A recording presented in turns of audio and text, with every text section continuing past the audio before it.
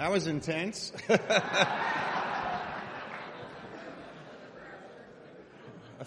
I feel like I'm a rotisserie chicken up here underneath those lights. I need sunglasses. As he said, I'm Ken Cross. I'm an alcoholic. I'm a drug addict. And I'd like to thank the committee and Susan.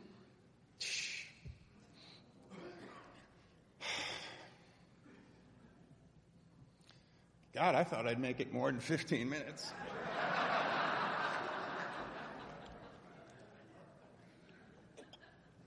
I'm going to drink a lot of water to get rid of the tears. So, I'd like to thank everybody involved in asking me out here. It was interesting. As I was in the hallway, Sean Dugan said to me, "Did you see my post on Facebook?" And I looked on my phone, and Sean had written 23 years ago. He was in the banquet in Arizona at the Biltmore in 1990, and he was a newcomer, and I was the banquet speaker that night.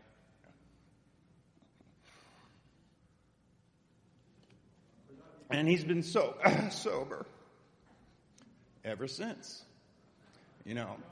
That he was grateful. And the reality of it is, the only reason I get choked up is because I'm grateful.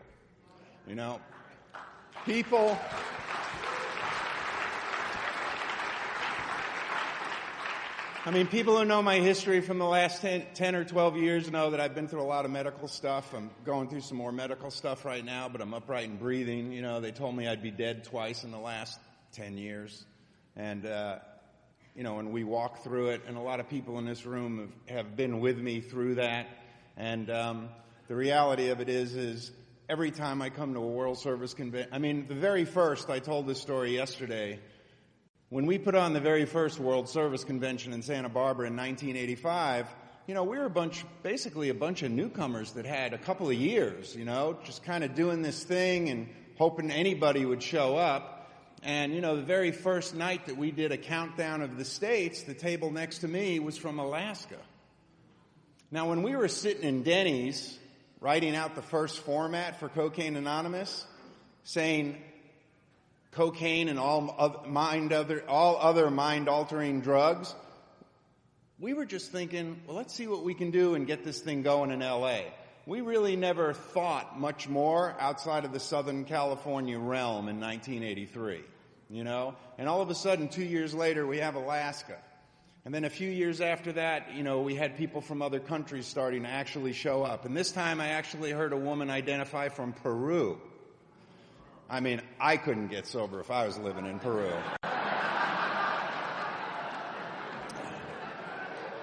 There was these little snowflakes that used to come out of Peru that almost killed me on more than one occasion. Matter of fact, one of the stories that Sean likes so much is one of the nights where I was injecting a little Peruvian flake. And they put me in another room in front of an air conditioner and wrapped me in towels with ice because I was shaking violently, and I was sitting in a rocking chair, rocking at full speed, and it was like that grandmother flower wallpaper on the wall. And I got tunnel vision, and the tunnel got to be about the size of a silver dollar, and I thought for sure, if I lose that spot on the wall, I'm going to die. And the rush finally broke, the train in my ears finally went away, and I went back into the kitchen where everybody was still hanging out. Nobody bothered to check on me.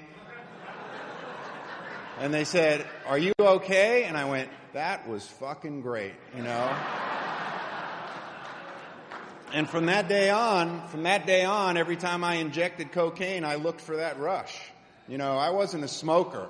I thought smoking kind of was a waste. I didn't see a point in getting the curtains high, I wanted everything in that spoon to be mine. And, and the miracle of it is with all the damage I did to my body of all the years of injecting chemicals, a lot of us are still upright after doing that stuff, And it's really a blessing, the gratitude to be upright and breathing. When they read hope, faith, and courage. I remember when we picked, when those words were picked to represent the logo. And for me, You know, I was in the music business. I worked as a roadie for most of the 70s and part of the 80s, and you know, we were always traveling and doing crazy stuff, and I had basically gone out on one last tour, and I was so messed up that a practicing heroin addict had to fire me from my job. And I went back to L.A. to find out that my wife was living with the coke dealer down the street. Like that was a surprise. It's the first time I met her, we did coke. The first time we had a date, we shot coke. You know, she was a bisexual that was into heroin and cocaine and bondage. I mean, why not marry her, you know?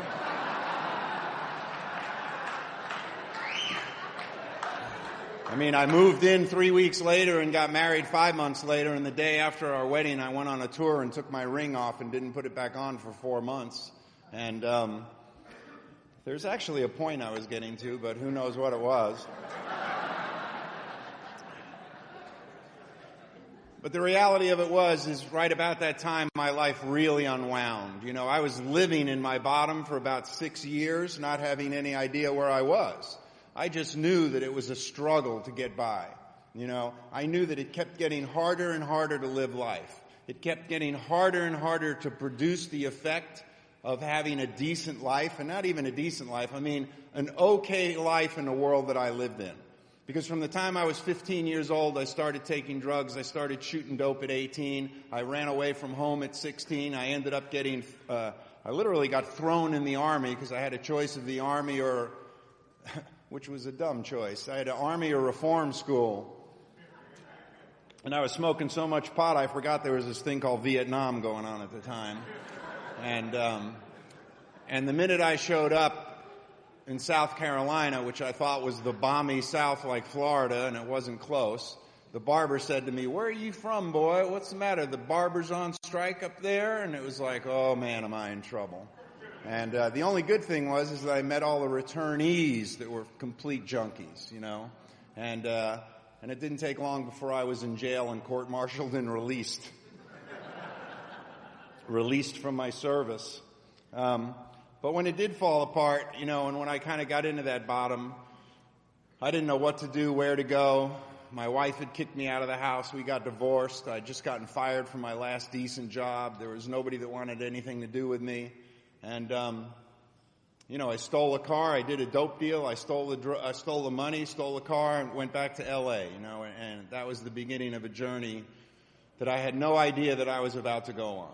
You know, I thought I was always a victim of bad breaks and misunderstandings. My mother was a complete alcoholic from the time she was 18 years old. My stepfather was a ex-con, ex-Marine drill sergeant, who was going to teach me respect, who was a full-blown alcoholic. And I'd seen alcoholism up close. My mother died at 47 years old.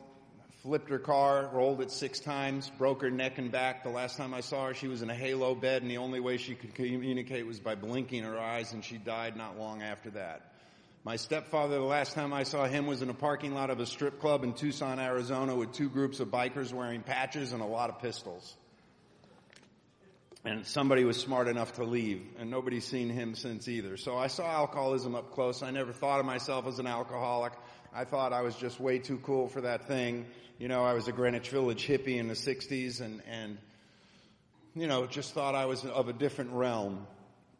And when I got fired and when I went back to Los Angeles, nobody wanted to let me sleep on the couch. Nobody was inviting me over. Nobody was, you know, willing to give me a job. There was no work. You know, there was no dropping into people's places of business.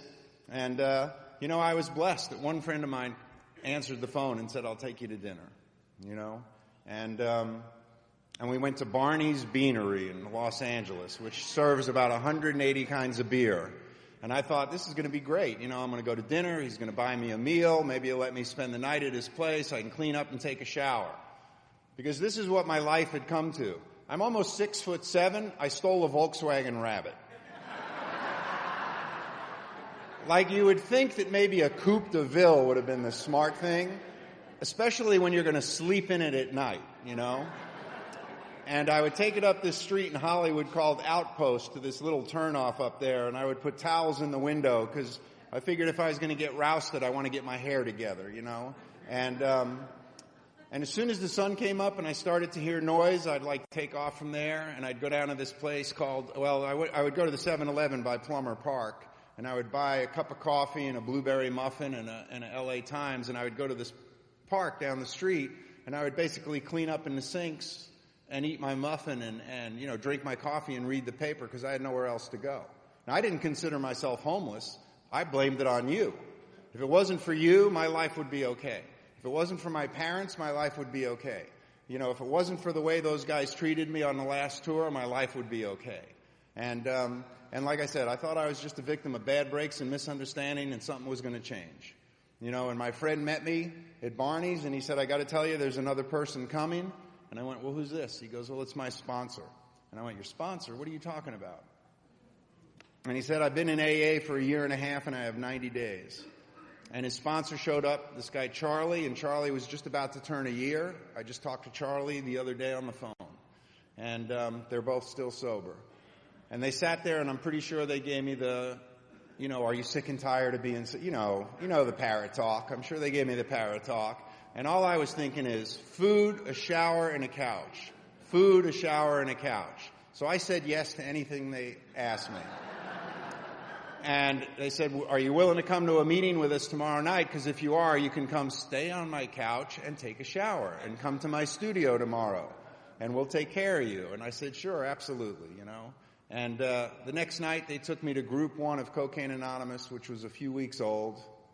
They sat me down in the middle with a guy on either side of me. They wouldn't let me out.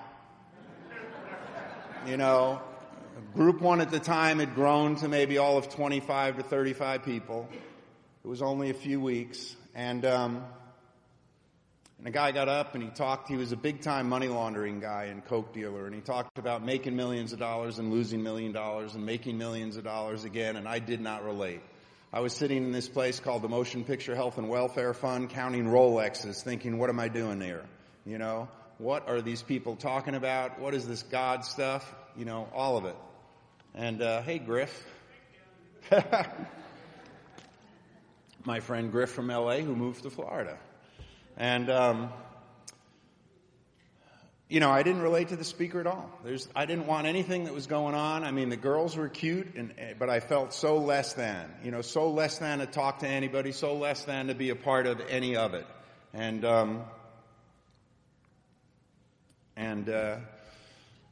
what happened for me was the first miracle of hope. And a guy stood up in the back of the room. He talked about a relapse. He talked about having 9 months. He'd gone out. He'd smoked freebase. He'd been in a bathroom, peeking out of windows. He had poked holes in the tin foil so that, nobody could see him. He crawled around on the hands and knees, making sure the front door was secure at all times. Now, I don't know about you guys, but that's the way I lived my life the last few months of using. I managed a strip bar in Tucson, Arizona when I had bottomed out, and I would invite the young dancing girls to come home with me, and they wouldn't even come no matter how much cocaine I had. Because my whole evening became, is the house secure at all costs? And I crawled around on my hands and knees with a .44 and peeked out of every single blind in the house. And when the sun came up and the newspaper hit the door, I was ready to blow a hole in the door,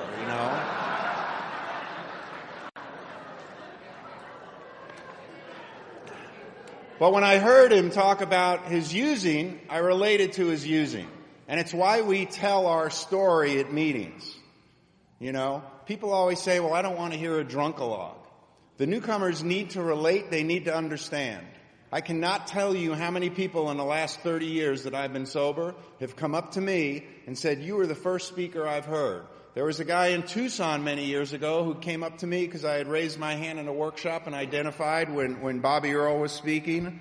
And I was in line to thank Bobby, and this guy came towards me, this big burly biker guy, and I thought, do I owe this guy money? Because he was from Tucson.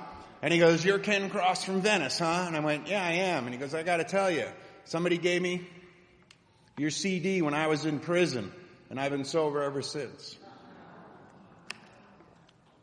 because he identified with the way that I shot cocaine. The reason that there's more pages in the big book of stories than the first 164, because they knew that people needed to identify before they would be willing to work the steps, you know? And what this man did then was, he said the reason he was back in the meeting of Cocaine Anonymous is because this is where the hope was. Now, I was 31 years old. I've been in the program now almost half my life. I was 31 years old, living in a stolen car, not knowing where my next meal was coming from, thinking that everybody did it to me, that it was all their fault, not knowing where my next anything was coming from. Hope was a major commodity in my life, just to survive to the next day. And when he said, this is where the hope is, I heard that. You know, when they read the steps, it sounded like Chinese arithmetic to me, you know. But when he talked about hope, from that feeling of crawling around on the floor, of peeking out the windows, of not knowing where your next money is going to come from, of not knowing where your next meal is going to come from, not knowing if you have any friends left that want to talk to you. When I left Tucson, my sister said she wouldn't spit on my grave, you know. And then I had the great opportunity in Tucson. I spoke at a fundraiser, and my sister was the Al-Anon speaker, and I was the AA speaker at the same meeting. And if any of us don't think we're self-obsessed, I was sober almost 15 years and had never asked my sister to tell me the story of her life. And I knew I came from an alcoholic home, and I left at 16, and she stayed. And I heard a story of what happened to a young girl. That shouldn't happen to any woman. But I was too self-obsessed to ever ask. And it was fun to get up after her talk and have to speak, that's for sure. You know? And the reality of it is that I'm not really checking messages. I'm setting my clock because I forgot to look what time I got up here. So the reality of it was I heard about hope. You know, and the second miracle that happened to me that night, and I shared about it in the History of CA workshop yesterday, or I talked a little bit about some stuff that I'm going to repeat today, is that the gentleman who ran the meeting, or who put the meeting together, who had the original concept of an Alcoholics Anonymous meeting for cocaine addicts, named Tom Kenny, who organized the first meetings of Cocaine Anonymous, who without Tom Kenny, there would be no Cocaine Anonymous. Without him, as a non-member of Cocaine Anonymous, doing an interview with the Los Angeles Times, it would not have gotten out across the United States that there was a program that was started for cocaine addicts. You know, Tom Kenny came up to me and asked me if I had a big book, which of course I didn't have a big book in my rabbit, you know. And he said, well, you got a place to go, right? And I said, yeah, my friend's going to let me stay on his couch, where I stayed for 5 months. And he said, I want you to take this back, and I want you to read more about alcoholism. Alonzo, did you ever meet Tom? Oh, yeah. You know Tom. Yeah, Tom lives in Santa Fe now. I had the opportunity to get him to come to Albuquerque for the Southwest Regional and do a history of Cocaine Anonymous with me, and the tape recorder broke that day. And he's a very old, delicate, fragile guy now that's 40-plus years sober, and it's hard for him to get around. But it was everybody in the room. Everybody in the room that day was in tears. But Tom said to me, "Oh, I got so many bottles of water under here. You're going to have to bring me a you want me to float out that door in the middle of my pitch?"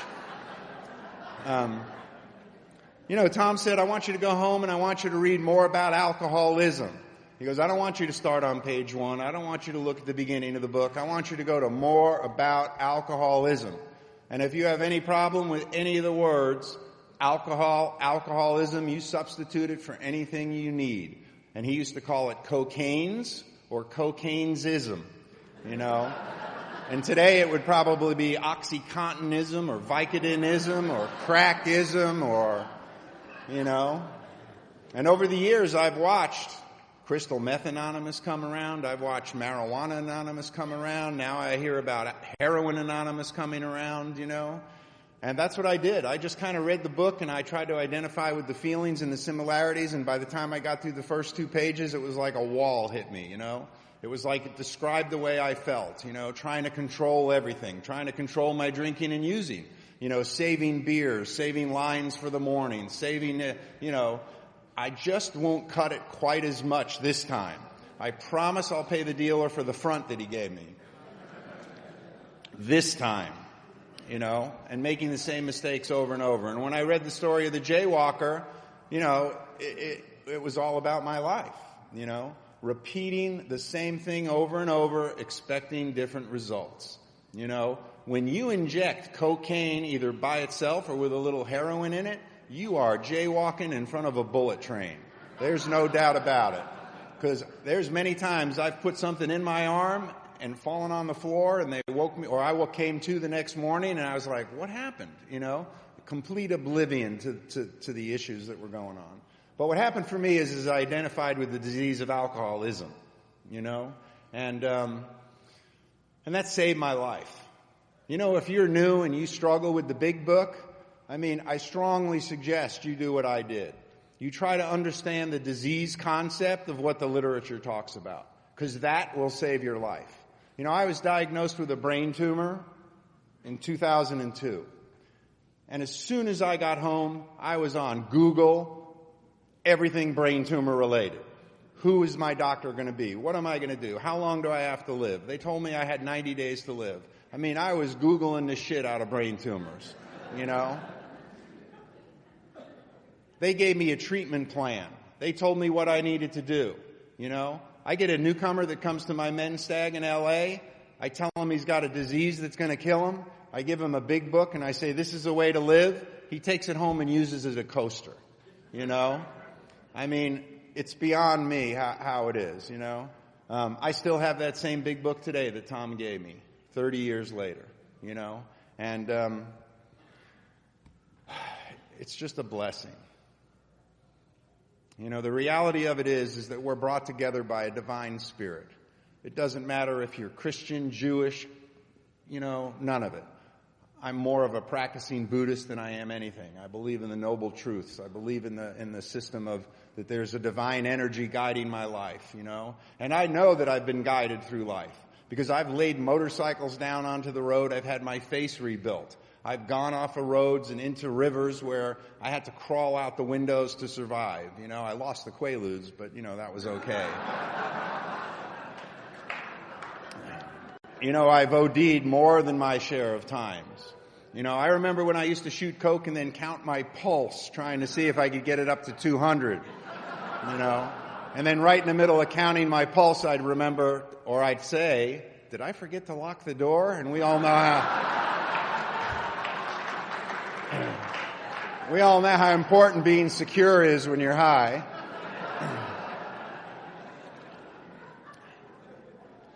You know, and the reality of it today is I still basically go to a meeting every day and I'm 30 years sober. And I'll tell you why. Because I can get up in the morning, I can do at least a half an hour to an hour of reading, of prayer, of meditation, of contemplation.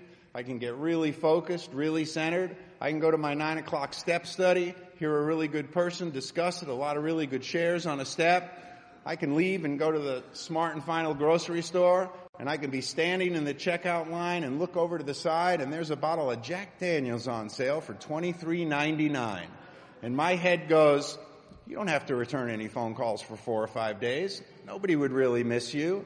You know, I mean, my disease still talks to me to this day. You know, the other fun one is, you know, I go to a men's stag, like a lot of men's stags, but my home group is a Tuesday men's stag that Terry's been to over there. It's about 60, 70 guys. I'll wake up on a Tuesday morning and go, you don't need to go to that meeting. You know they're all lying. You've heard. You know every one of those guys. They're all making it up. Stay home. Watch Dr. Oz. Eat ice cream, you know. And those are the days that I start praying before I'm even out of bed, you know. And then I go anyway. You know, and what's interesting is, because everybody likes to chant, practice these principles in all of our affairs and, chant about your traditions. One thing that I'd really like to say is if you're new and you don't have a sponsor that's teaching you the traditions, find a new sponsor. Because you need the traditions to survive, just like your meeting needs the traditions to survive. It's just not chanting the last line of the 12th tradition. It's just not chanting the last line of the 12th step. Because what does the 12th step really say? It says we carry this message. And how do we carry it? We carry it having had a spiritual awakening. So what's the spiritual awakening? I just went blank on the gentleman's name who spoke Thursday night. And Steve, right? Steve-O. I'm sorry, Steve. I know you're in the room. It's my memory is shot. Must have been the drugs. But Steve talked about it in his talk. He said one day, all of a sudden, it hit him. And he said, I'm done, And he'd been going to meetings again, but wasn't feeling it. I remember when I was new, and I actually heard the first speaker at my first meeting talk about going into a bathroom stall in downtown L.A. in a federal court where he was about to get sentenced, and he got on his knees. And I thought, man, there's no way I'm getting on my knees to pray. It's not happening. And Tom Kenny said to me, throw your keys under the bed and while you're on, all that, the old AA parrot stuff. But I did it. I tried. But as soon as my friend came walking down the hallway, I was up off my knees instantly, And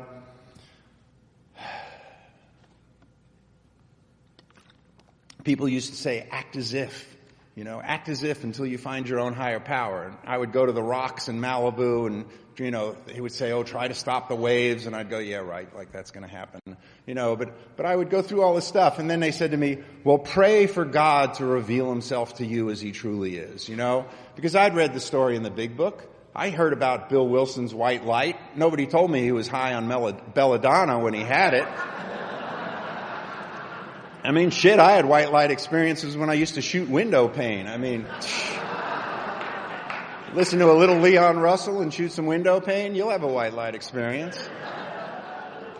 But I would sit in my little one-bedroom apartment in Venice and I would literally pray for God to reveal himself to me, and I kept waiting for my dresser drawers to burst into flames, Wanted the white light to come through the window, and it never happened for me, And at 3.5 years, I was as squirrely as anybody, I was out of my mind. I was sponsoring guys. I had a job. I couldn't balance a checkbook. I didn't know how to pay my bills. My life was unmanageable. I was sponsoring guys. I had commitments. I was doing everything you were supposed to do. And I didn't know how to get out of it, I didn't know how to get out of my discomfort. And the blessing that I had is, and these two guys know him, is I'd gone to some retreats. And if you've read the first HFC book and you hear my friend Lionel's story about Lionel reaching in his pocket and finding a bag of cocaine and throwing it up into the wind, I'd made friends with this man, Father Francis. A lot of you guys have no idea who Father Francis is. He was our first non-addict trustee of Cocaine Anonymous. Father Francis became my friend. He was exactly my age, and he'd been in the church, involved with the church since he was a teenager. He'd been a missionary. He'd gone to Rome. He'd done everything. Now, some people know who he is, but you got to see Father Francis, because when he shows up at my house in Venice, he's decked out in his brown robe with his rope belt and his Birkenstocks on, and he's cruising through a complex in Venice, and I'm sure my neighbors that are selling crack are thinking, what the fuck is this guy doing here, And, but I called up Francis and said, you know what, I'd like to come up for the weekend and I want to write some inventory and I want to, do some more work. And I did an inventory out of the 12 and 12. Because when I read the first inventory out of the book and somebody had the shirt on, I thought Mr. Brown needed his ass kicked, you fuck around with my girlfriend, there's going to be an issue, And, but so I took a 12 and 12 up there, I took some sponsor direction, and I did an inventory. And when I was done, I went to Francis and I said, I'd really like to read this to you. And he said, absolutely, And I sat there and I read this inventory, and he said to me, you know what, it sounds like that you don't have any relationship with a power greater than yourself. And he goes, what do you know, what's your experience there? And I told him, I've been doing the acting as if, and I've been trying to, doing the prayers and sitting at my table in the morning, trying to meditate and saying the first 3 steps as a prayer and, all that stuff. And he goes, no, you need to develop a personal relationship. And he goes, let's get on our knees together.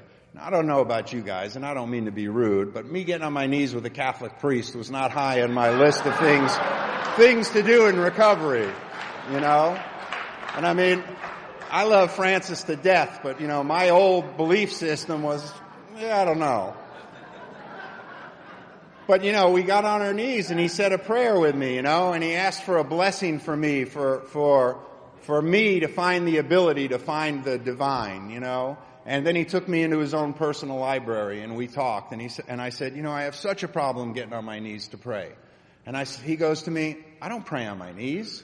And I went, what do you mean you don't pray on your knees? I've seen you in service swinging the incense and all this stuff and up and down and up and down. And he goes, that's just Catholic aerobics. We do that for show. He goes, when I wake up in the morning, he goes, I have an easy chair that looks out over the orchard. And I pick up my books and I read my literature until I find an ideal that strikes me for the day. And then I contemplate on the ideal, then I pray about it, and then I meditate. And I went, wow, you really don't get on your knees to pray? And he said, no, you don't need to do that to find a God of your own understanding.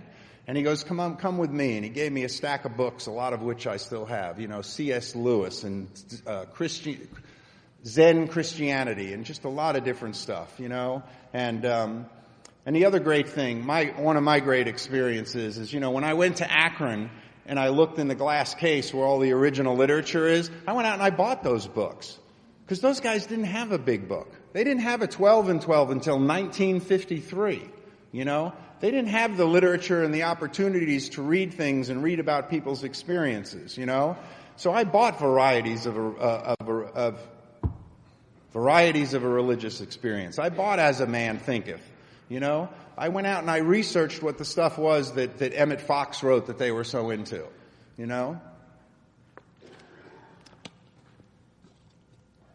I was going to tell you a story and it slipped my mind. It was about Chuck Chamberlain, who a lot of you guys have heard about from A New Pair of Glasses, and I'm actually going to be down in Laguna at Chuck's old meeting. But the Science of Mind Church actually asked Chuck Chamberlain when Ernest Holmes was about to die if Chuck would be willing to come over and take over Science of Mind Church, and Chuck said, no, I already have a job in Alcoholics Anonymous. My job is to help drunks get sober, and he had his own great beliefs. And when you read the way Chuck wrote about his higher power, it's unbelievably how well it's done, how well it's written with his descriptions of stuff. And for me, that was the beginning of a journey. I was told how to meditate. I was taught how to do things, and back to what I had said is, the 12 steps carry the message of a spiritual awakening. Because without a spiritual awakening, there is no psychic change. And the reality for me is that I looked for that psychic change for those first couple of years. And then after I did this inventory and started to do stuff, we had a 1-year birthday party for somebody down on a beach one day in Venice. And I shared about how great it was, how I always loved to say the Lord's Prayer or lead the Lord's Prayer at the end of a meeting. And, the man who was running the meeting at the time, let's see, Al is almost 50 years sober today, so he was probably 30 years. When the meeting was over, he said, hey, Kenny, why don't you lead us in the Lord's Prayer? And I thought, okay, this is going to be cool. And we had a circle of about 350 people right on the sand in Venice Beach by the pier. And it was kind of getting to be sunset. And it's nice, those quiet, nice days where you can hear the seagulls and you can hear the waves. And we all stood in a circle holding hands. And I screamed at the top of my lungs, Our Father. And I heard it go around the entire circle till it came back from me from the other side of the circle. And by the time we were done,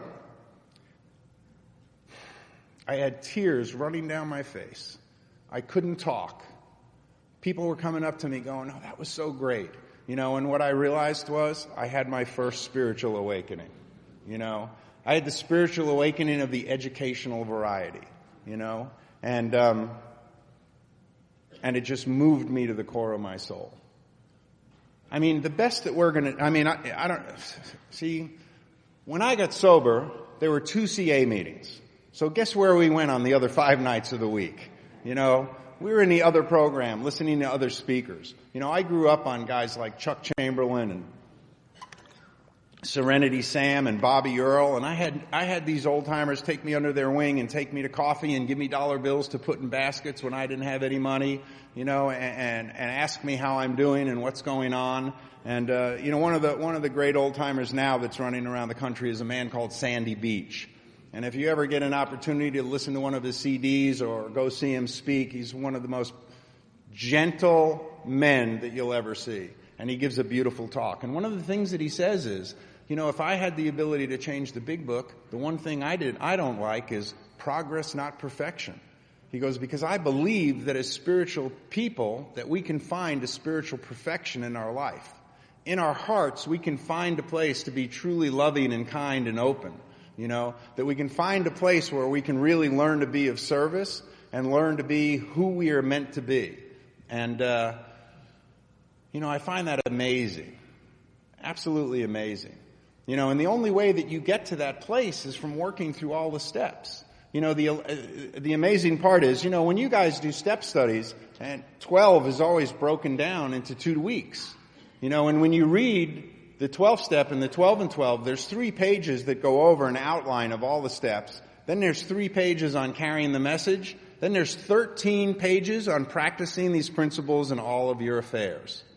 Now that not only means being nice to other people, treating the valet really good, treating the checkout girl really well, treating the guy with 17 items in the 15 item line really good, you know. I still have a little problem on the highways in LA with treating some of the drivers really good, you know. And the reality of it is, we have to take care of ourselves and we have to be willing to take care of others. You know, we have to be there for the person that reaches out and needs help, and we have to be there for ourselves. Believe me, God did not want us to get sober to become ill, to make ourselves ill, to make ourselves crazy, to make ourselves, you know, into people that the divine doesn't want us to be. You know, our point is to be spiritually fit of mind and body, you know. I'm getting all off track, which is really fine for me. I'll just drink more water. You know, we're such blessed people around here. And when we forget about the gratitude that we should have, we start to take back that towel, you know, a little at a time. You know, on page 66, it talks about resentment as the #1 offender. For a long time, I thought, well, maybe not so much resentment, but character defects are the #1 offender. Now, I don't know about you guys, but when my sponsor took me through the big book and we got to those 2 paragraphs about shortcomings and character defects, first of all, I had never heard the word shortcomings in my entire life used as a personality trait, and I had never really heard anything about character defects. I had a very few minimal feelings that operated in my life: lust, anger, rage, and fear, you know. And when we went through that part of the big book, I was completely confused, you know. And when you go to the 12 and 12, there's 43 paragraphs on 6 and 7.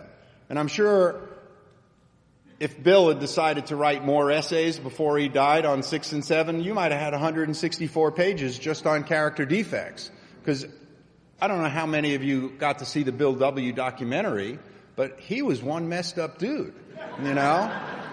I mean, I sponsor a guy whose father was sponsored by Bill Wilson, and Bill came and stayed at their house, and I heard some stories that were very interesting stories, you know, and because of the fact that we're just kind of trying to figure out who we are and be the best person we can be. We're going to make mistakes. We're going to be fearful. We're going to be envious. We're going to be jealous.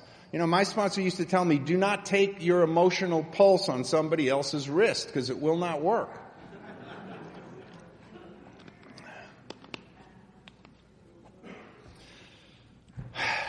Well, there went that train of thought. I know it's great because you guys can laugh, and it really doesn't matter to me because you can judge me all you want. It has no effect on me at all anymore. You know?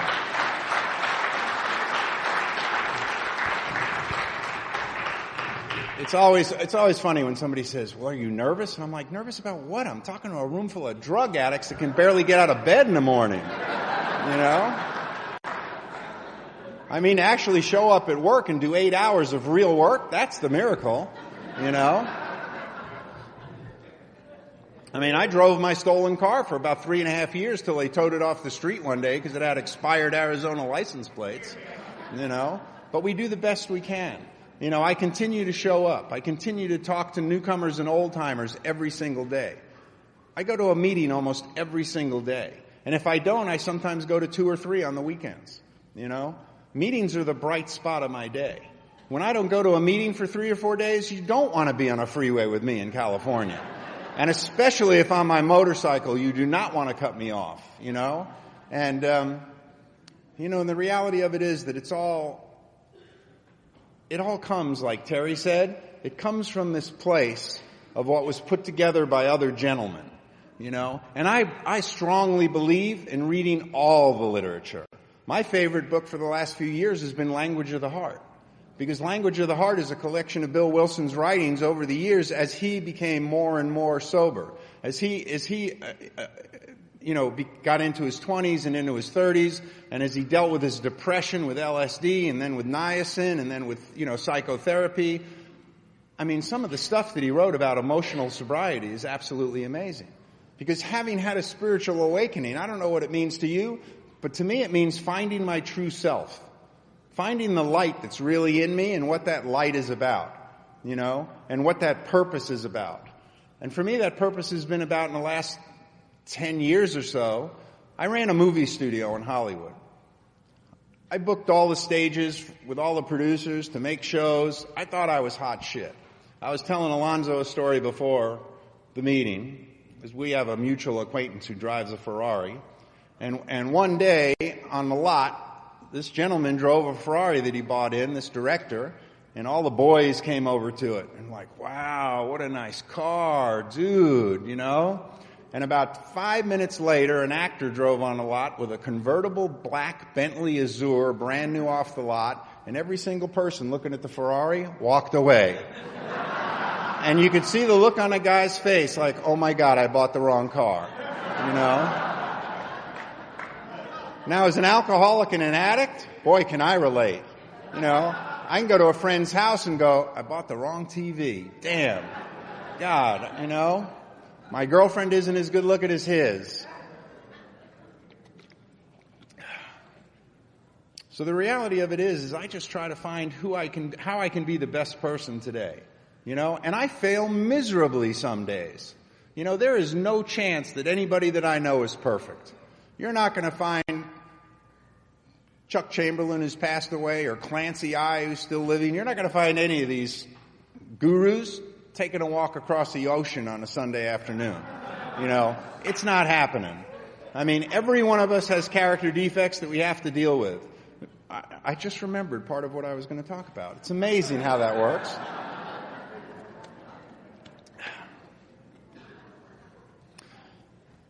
When you're new and you're told about the 6 and 7 step, you kind of get this false sense of relief that when you pray to have God remove your character defects, that somebody's coming down with a big ice cream scoop and going, shh, character defects be gone. You are clean now forever.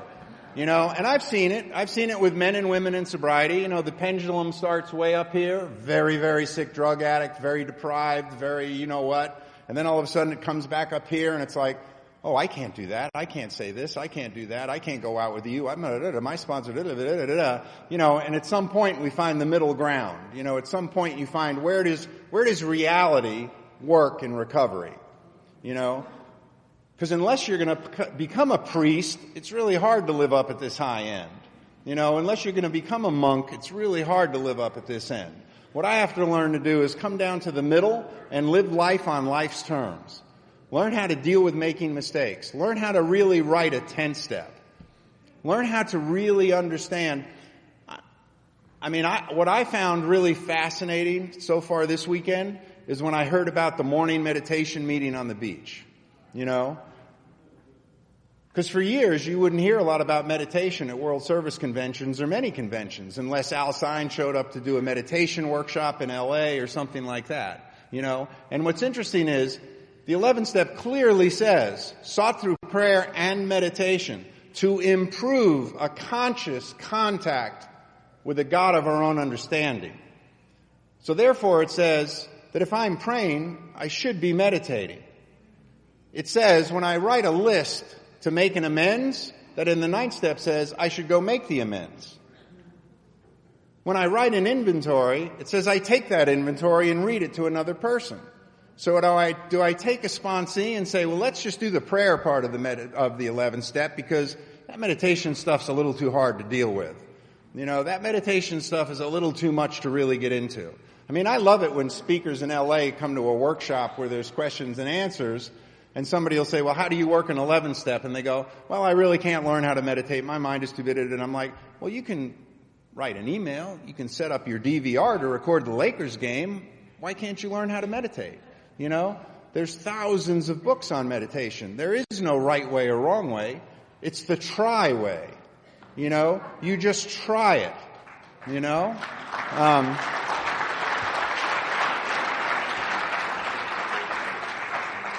Because sure, I had a psychic change and a spiritual awakening standing on the beach, but my disease wants to be in control on a daily basis. My disease wants me to do everything against what recovery is telling me I should do and be. My disease says that it's okay to cut corners with the IRS, that it's okay to not pay a bill on time, it's okay to cheat on a woman that if you're in a committed relationship. My disease tells me everything negative. But when I take the time to actually pray and meditate and find a connection to the divine and try to get near this divine energy, my days go smoother. My negative thinking doesn't show up as much. I'm more at peace. I'm more at one with a power greater than myself. The reality of it is that if I get up and I start running on my own intentions for the day, at some point I'm going to hit a wall and I'm going to get angry at somebody. I'm going to get depressed about something because it all gets to be about me. The more that I go into that place, the more it gets to be about me. So another thing, if you have a sponsor that can't teach you how to meditate, maybe find a new sponsor. You guys have the internet. When I got sober, there was no internet. You couldn't Google meditation and find meditation CDs. You couldn't Google meditation and find meditation books. I have a collection of CDs that I give to my sponsees to teach them how to meditate. And it's enhanced everyone's life that I know that actually takes the time to get into it and find out what it is. And I'm saying a lot. It's not good.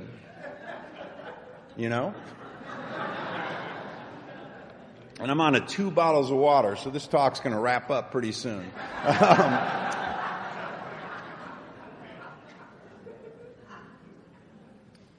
So really, when you chant, practice these principles on all your affairs, think about what that really means. Hold that in your consciousness. Hold that in your mind's eye.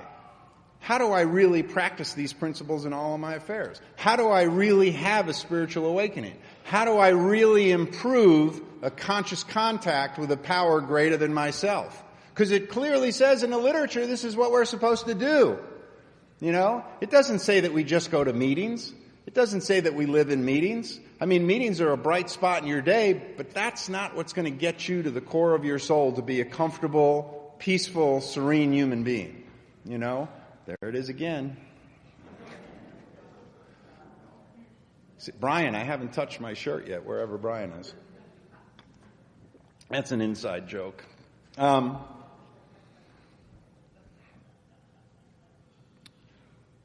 reality of it is, when I got diagnosed with a brain tumor, they told me I was going to be dead. I left the doctor's office. I called everyone on my phone and nobody was home. I got voicemail. When I got home, my sponsor called me back. I told him what happened. He goes, I'm coming over to your house and getting you. We're going to a meeting. I was surrounded by the fellowship that loved me. When I got here, nobody loved me. People in the fellowship helped me into a doctor that was the only doctor that could do my surgery. You know, people came to I lived in people's houses who changed my dressings and walked me up and down the street like a puppy to get my strength back. People came to my house every single day to take care of me, to make sure I had food, to make sure I was taking my medications as prescribed, you know. And I was just completely surrounded by love. And the day that I had my surgery at 5:30 in the morning, there were 30 people in the hospital waiting for me to show up. You know, we had a Last Supper the night before, which was a little weird. My best friends took me out to dinner. My head had already been shaved, and they'd already glued the things on my head where they screw your head into the table, because when they do brain surgery, they don't want you moving or sneezing. And that dinner was a little weird. But I said I was surrounded by love. You know, and the wonderful thing here is, you know, I've been coming to World Service conventions, not as many as Neil, but I've been to a lot. And I have friends in this room, you know, from all over Europe. Peter from Hong Kong. I have friends in AA in Shanghai. I have friends in AA in Moscow. You know, I mean, it's absolutely unbelievable what comes into your life when you show up and you give, when you learn how to give. You know, and I'll just tell this one last little story before I sit down. You know, a few years back, I was invited to go speak in Ohio. And I mean, the day that I walked in, before I even put my luggage in the room, I'm like, so who knows where Dr. Bob's house is? You know, I want to go see Dr. Bob's house. And they're like, don't worry about it. Relax. We'll take you tomorrow, you know. And the next day, they took me to Dr. Bob's house. We got lost on the way, but we eventually showed up, you know. I let a newcomer drive.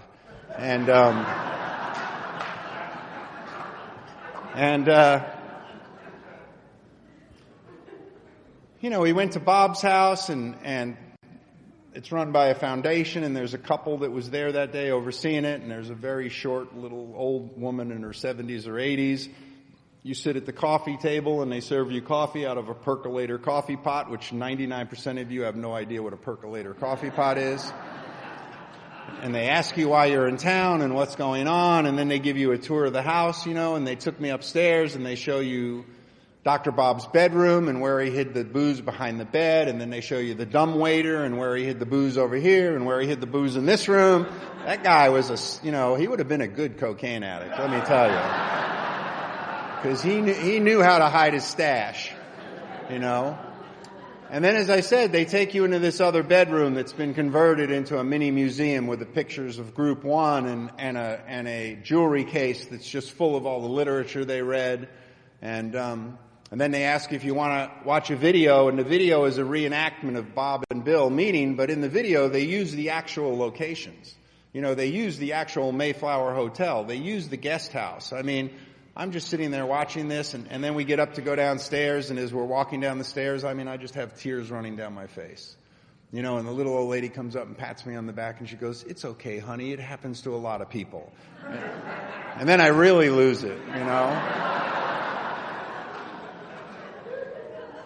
But she takes us down into the basement, because in the basement is where you buy your Dr. Bob swag, you know. You got to get your Dr. Bob ashtrays and your Dr. Bob coffee cups. You know, your Dr. Bob t-shirts.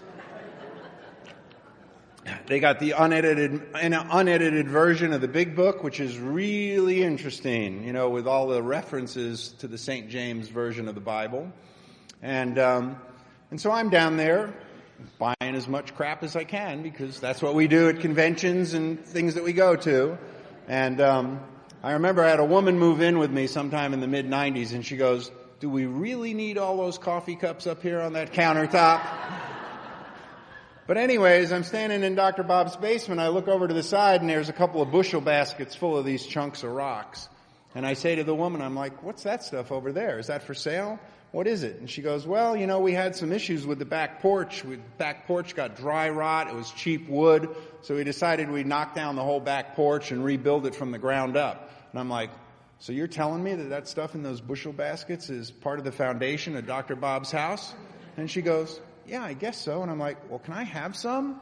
She goes, I guess so. So I'm like filling up my coffee cups with Dr. Bob rocks. I'm wrapping up rocks in my t-shirts, you know. I have 2 plastic bags that weigh about 25 pounds each that are full of Dr. Bob rocks. I'm sure my cleaning lady to this day wonders why she has to dust the Dr. Bob rock on my desk. And, over the years I've given away to people for birthday presents, this is till I was down to a last piece of rock that I broke in half. And, and I had to go speak at the banquet that night. And I got up there and I just cried the whole way through, it was overwhelming experience. And when I got back to LA, I had read a piece of an interview where they had talked about, Bill Wilson, and they had said to this one particular therapist that they were interviewing, they said, "What do you think is the greatest social event of the 20th century?" And the guy, without missing a beat, said, "The founding of Alcoholics Anonymous. The founding of the 12-step groups, And I realized why I was so moved when I was in Akron. That was the place where the pebble hit the pond. I don't know how many of you guys go out to the lake early in the morning and it's like glass. And Bob and Bill just took a big old rock and skipped it out there and it hit the pond and it just made this ripple effect. And I realized, what all any of us are at best is we're one of those ripples. Our only purpose here is to carry the message of Alcoholics Anonymous. And the real message of Alcoholics Anonymous and Cocaine Anonymous, which is having had a spiritual awakening as a result of these steps. Not about what job I got, what car I drive, what girlfriend I got, what trophy this I won. None of that stuff. The primary purpose is to carry the message of the 12 steps to another suffering individual. Some of us do it better. In the 12 and 12, it talks about those of us that don't have families will be rendered prodigies of service. Unfortunately for me, I was rendered. And I've actually cut way back on this rendering stuff. But the reality of it is that it's a simple life that we need to lead. It's just a simple life. I get up in the morning, I do my prayers, I do my meditation, I do my readings, I kind of get focused, I get out on my way, and I go to meetings and I try to talk to newcomers. I try to make phone calls. I try to do everything I can. I write 10 steps. I write inventory. When I turned 30, I did another full inventory. Because it talks about it in the 12 and 12, that we need to do this stuff to continue to recover. Because recovery is an ongoing process. We do not graduate from here the way people graduate from treatment centers. It's just not going to happen, The only thing that we can do is just be the best person we can be today, And my only intention today is to show up, try not to hurt anybody else, and try not to hurt myself, and to carry the message to somebody. Terry told me this great story about this man. You ran into him in London, right, Nick? In the Carolinas, I believe. A few years back, I don't know if it was 2002 or something, I spoke over in Phoenix and it was, a little hot and sweaty, and I went out on one of the balconies and there was this man standing off to the side all by himself, smoking a cigarette. And I just went up and said, "Hey, how are you doing? What's going on? Where do you live?" He goes, I think he said Chandler or Mesa. And I said, "I have friends over there. Let me introduce you to him." Brought him over to Terry, brought him over to Father John. Never saw him again. Terry ran into him in London or Birmingham last year. And the guy said, "I don't know if you remember me, but when I was out on that water bottle, quick. When I was out on that balcony, I was thinking about going home and killing myself."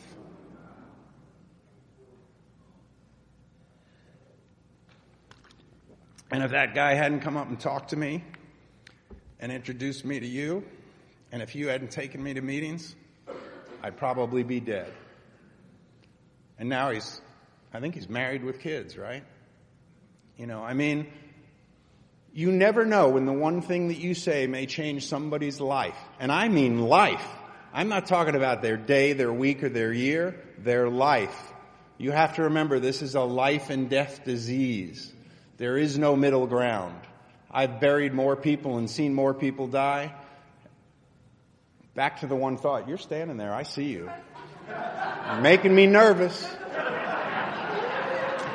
I don't get nervous talking, but I get nervous when people are in my peripheral vision. It's an old bad idea. You know what I mean?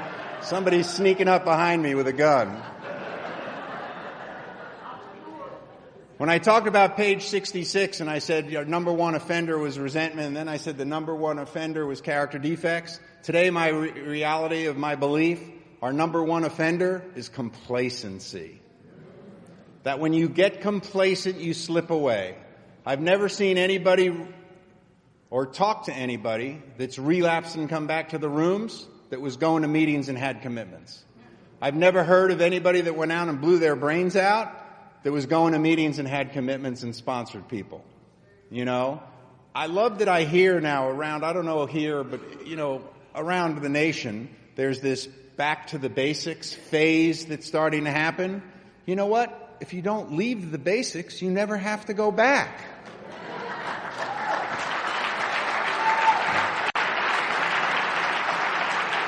It's not like we're practicing calculus in here. You know what I mean? I mean, we have a simple program that's available for every single person that allows us to find a spiritual awakening that gives us a life beyond our dreams. I mean, as I said in the beginning, I am so blessed. I have such a great life.